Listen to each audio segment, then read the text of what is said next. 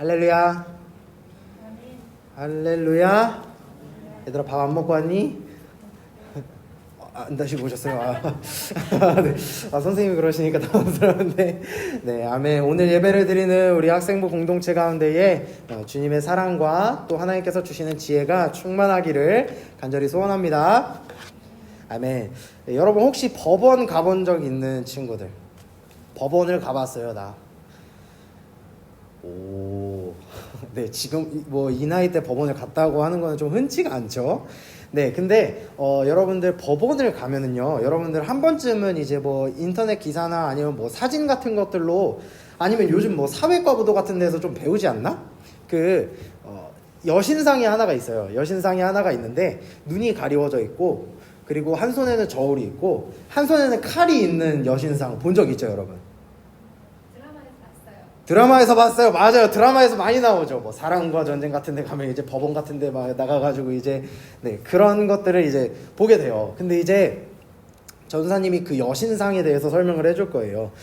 보통 우리가 법원을 가게 되면 그 동상을 볼 수 있게 되는데요. 이 동상은 정의의 여신인 디케라는 것을 상징을 합니다. 정의의 여신인데 이름이 디케예요. 이 디케는요, 로마 신화에 나오는 인물입니다. 이 동상에는 여러 가지의 상징들이 있어요. 전사님이 아까 얘기했었던 것처럼 한 손에는 저울을 가지고 있고요, 한 손에는 칼을 들고 있는데요. 이 저울이라는 것은 죄의 값을 재는 것, 이 법원에 출석한 사람이 얼마나 큰 죄를 지었는지 그 죄에 대한 무게를 재는 것을 상징하고요. 그리고 한 손에 들려져 있는 칼이나, 또 나라마다 다르기는 하지만 법전이 들려있는 경우도 있대요. 근데 그런 그 칼이나 법전이 상징을 하는 것은 그 정의를 향한 결단력, 네, 그 정의를 향한 결단력, 어떠한 그 판결을 내렸을 때 우리가 망설이지 않고 그 결단을 내린다라는 것을 상징하는 것입니다. 네, 그 죄에 맞는 형벌을 이제 망설이지 않고 집행을 해야 되는 거죠. 자, 그런데 우리는 또 하나의 상징이 또 있는데요. 그것은 무엇이냐면, 그것은 바로 가리워진 눈입니다. 이 가리워진 눈이라는 것은 법 앞에서는 그 누구도 특권이 존재하지 않는다라는 것을 의미합니다. 쉽게 말하면요, 너가 나랑 친한 사람이든지 나의 가족이든지 높은 사람이든지 간에 법 앞에서는 모든 사람이 평등하다는 것을 의미합니다. 전도사님은 이 상징을, 이 가리워진 눈에 대해서 상징을 다르게 생각한다고 하면은 나의 주관적인 생각을 없앤다라고 생각하게 되었습니다. 결국에는 내가 이 사람이랑 친해서 내가 이 사람이랑 친해요. 제가 혜원이랑 친해요. 그래서 혜원이 봐줘. 근데 뭐 다영이는 이제 막 이렇게 너 말 안 들었으니까, 너는 뭐 평소에 나 안 했으니까 말 잘 안 들었으니까 너는 더 중범죄. 이건 어떻게 보면 전도사님의 주관적인 생각인 거잖아요. 전도사님의 이러한 주관적인 생각이 되는 것처럼 이렇게 판결을 내리는 것은 결국엔 내 생각, 그리고 나의 주관에 따라서 결정하기 때문에 가리워진 눈이 상징을 하는 것은 내 생각을 없앤다라고 전도사님이 생각을 하게 되었어요. 근데 여러분 선생님들한테서 포스터 받았죠? 네, 오늘 제목이 뭐죠? 오늘 제목이 뭐였는지 기억나는 사람? 민서 선생님 한 번만 더 보여주실래요? 오늘 제목, 네, 불공평한 세상에서 살아남기입니다. 늦었어요, 선생님. 네, 네, 좋아요. 네, 우리 함께 읽어볼게요. 시작. 불공평한 세상에서 살아남기. 네, 여러분 세상이 공평하다고 생각하세요? 네, 우리가 생각보다 우리가 살고 있는 세상은 그렇게 공평한 것 같지가 않아요. 여러분들 학교에서만 봐도 나랑 같이 놀고 또 같이 공부하는 친구가 있는데 그 친구가 유독 성적이 더 잘 나올 때가 있어요. 얼마나 불공평합니까? 그리고 또 이것뿐만 아니라요, 우리가 생각했을 때 못된 사람은 당연히 하나님이 막으셔야 돼요. 못된 사람은 당연히 망해야 돼요. 그런데 그렇게 생각하는 것과는 다르게 지금도 여전히 학교에서는 일진에게 학교폭력에 시달리는 학생들이 있습니다. 우리 그럴 때마다 하는 거 뭐죠? 멈춰! 그거 있죠? 네. 몰라요? 멈춰! 여러분 멈춰 하면 어떻게 해야 돼요? 멈춰! 그치, 따라 해야지 얘들아. 너네 학교 안 다니지? 미안해요. 네, 요즘에 밈이에요. 밈. 요즘에 유행하는 밈인데 멈춰 하면은 그만큼 지금 학교 폭력도 아직까지도 그 잔재가 많이 남아 있어요. 그래서 우리는 흔히 이러한 상황들에 놓이게 되면은 여러분들 우리 이런 말 자주 하잖아요. 아유 씨, 귀신은 뭐하냐, 저런 사람 안 데려가고. 주님 뭐하세요, 저런 사람 안 데려가고. 네. 네, 제가 그런 말을, 우리가 함께 그런 말을 자주 하죠. 아니, 오히려 세상에는 더 착하고 좋은 사람들이 뭐 더 빨리 죽거나 아니면 더 무슨 일이 생기는 것 같아요.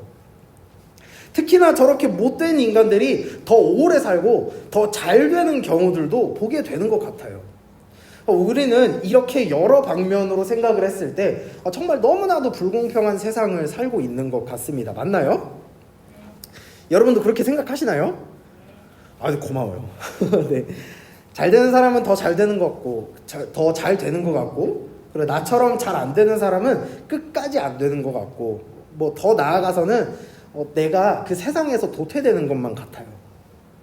그렇다면 우리 그리스도인들은 이렇게 불평등한 세상에서, 이렇게 차별이 가득한 세상에서 어떻게 살아가야 할까요? 오늘 전도사님이 여러분들과 함께 이 불공평한 세상에서 그리스도인으로 살아남는 법에 대해서 함께 여러분들과 나누고자 합니다. 네, 첫째로 여러분들과 나눌 건데 전도사님 따라해 주세요. 나의 주어진 상황에 대해서, 다시 나의 주어진 상황에 대해서 인정하자. 네, 좋아요. 여러분 인정? 네. 네, 사실 이 부분이 가장 어려운 관문입니다.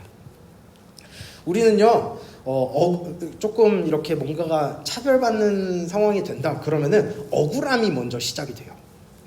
아니, 나는 이런 상황인데 쟤는 왜? 이런 생각을 하게 되는 거예요. 더군다나 우리는, 교회를 다니는 우리는 이렇게 생각할 수도 있어요. 하나님, 나는 기도도 했는데 하나님 전능하시다면서요. 근데 왜 나는 기도하는데 상황이 안 바뀌는 거예요? 보통 이 상황을 인정하지 못하는 사람들이 특징적으로 나타나는 게 있는데요. 그것이 무엇이냐면 이곳저곳으로 탓할 대상을 찾습니다. 와, 나랑 같이 있을 때는 그렇게 함께하는 척 하다가 집에 가서는 나한테 말도 없이 공부한 거야? 넌 그래서 성적이 더 잘 나온 거야? 쟤는 뭐 별거 하는 것도 없어 보이는데 선생님한테 아부 떨더니 너무 좋게 봐주시는 거 아니야? 여러분들 이런 생각 한 번쯤은 해보셨죠? 네, 고마워요. 정사면 나쁜 사람인 줄 알았잖아. 네, 여러분들이 생각하는 이 모든 것들이 맞을 수도 있고 틀릴 수도 있어요. 그쵸? 그 가운데에서 우리는 알아야 합니다. 이렇게 다른 곳에서 무언가가 억울한 것을 찾는 것은 나에게 그닥 그렇게 큰 의미가 없다는 것입니다. 사실 우리가 집중해야 되는 것은 바로 나라는 사람입니다. 우리 함께 말씀 찾아볼 건데요. 잠언 14장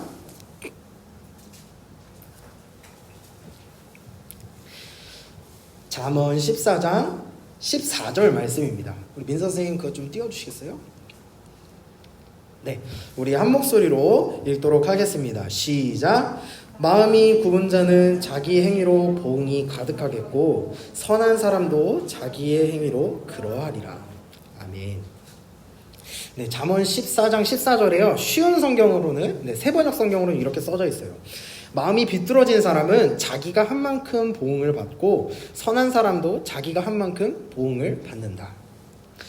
사람들은요, 더 빠르게 쉽게 목표에 도달하기 위해서 저마다 지름길로 향하기도 하고요, 또 편법을 사용하기도 합니다. 그런데요, 이러한 길에는 구덩이가 생기기도 하고요, 그리고 때로는 위험해서 넘어지고 또 찔리게도 됩니다. 오히려 그냥 우리가 정직하게 살아가면 될 것을 갖다가 오히려 더 고생하고 자신이 얻었었던 것까지 빼앗기는 경우가 생기기 마련입니다.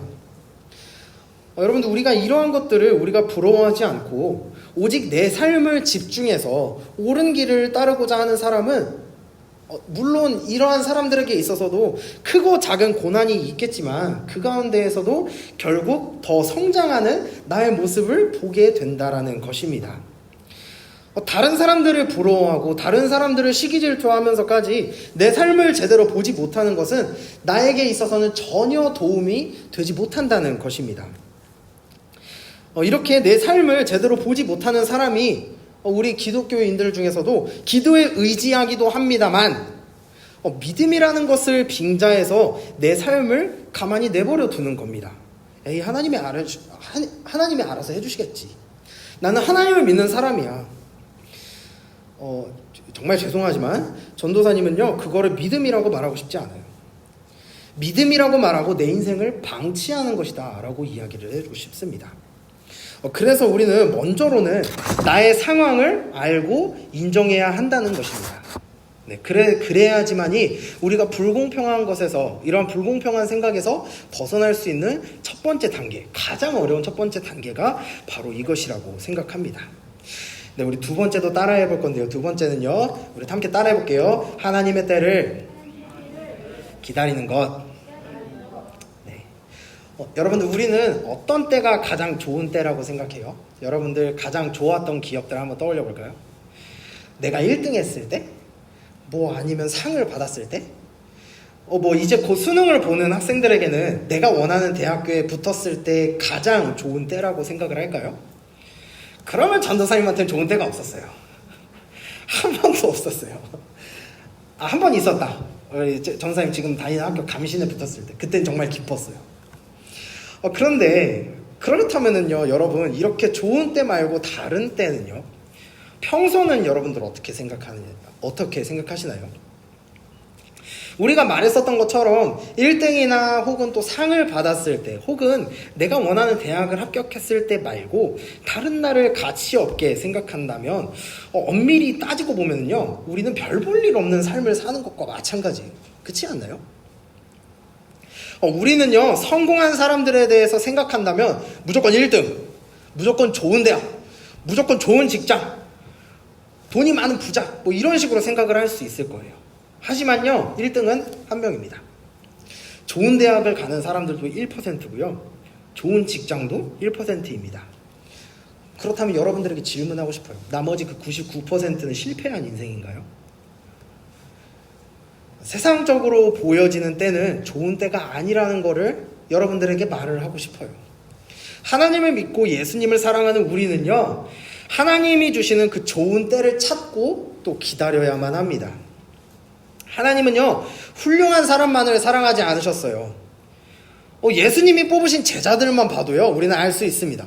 베드로는요, 분노 조절 장애가 있었어요. 갑자기 막 예수님 끌고 가려고 그러니까 화나가지고 막 귀땡이를 막 그냥 잘라버리고. 그리고요, 도마는요, 예수님이 그렇게 손에 빵꾸 뚫리면서 이렇게 왔는데도 의심했어요.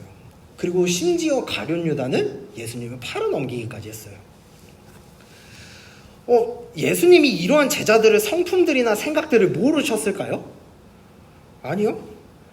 정말 이거는요, 사랑으로밖에 설명이 안 돼요.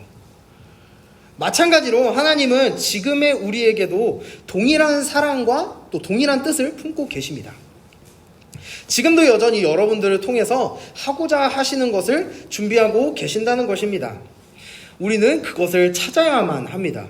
기다리고 기대하는 사람만이 그것을 찾을 수가 있습니다. 백날 남의 인생 비교해가면서 불평불만을 할 수 있어요. 하지만 하나님은 지금도 여러분들이 불평불만을 하고 있는 지금 이 순간에도 여러분들을 통해서 뜻을 가지고 계시다라는 것입니다. 여러분 믿으시나요? 믿으세요? 안 믿어요? 안 믿겨요? 믿어주세요. 정말이에요, 여러분. 전사님 거짓말하는 거 아니에요. 왜 그래, 얘들아? 전사님 거짓말하는 거 아니에요. 네, 우리 그 크신 하나님의 사랑과 그 크신 하나님이 우리에게 주시는 그 좋은 때를 함께 기다립시다. 분명히 여러분들을 향한 크신 하나님의 비전이 있을 것이라는 것을 우리 믿고 나아가야 하는 것입니다. 네, 우리 마지막은요, 우리 다시 한번 또 따라해 볼게요. 네, 불공평한 세상에 불공평한 세상에 눈을 가리자. 아멘. 네, 선생님 자꾸 시켜서 미안해요. 네, 아이러니하게도 여러분들 잘 생각해 보세요. 나를 가장 괴롭게 하는 것은 바로 나 자신입니다. 결국 남들의 삶과 비교하는 것도 나 자신이고요. 만족하지 못하고 내 삶을 하찮게 여기는 것도 결국 나 자신입니다. 더 이상 다른 곳에 눈 두면서 나를 의기소침하게 만들지 마세요.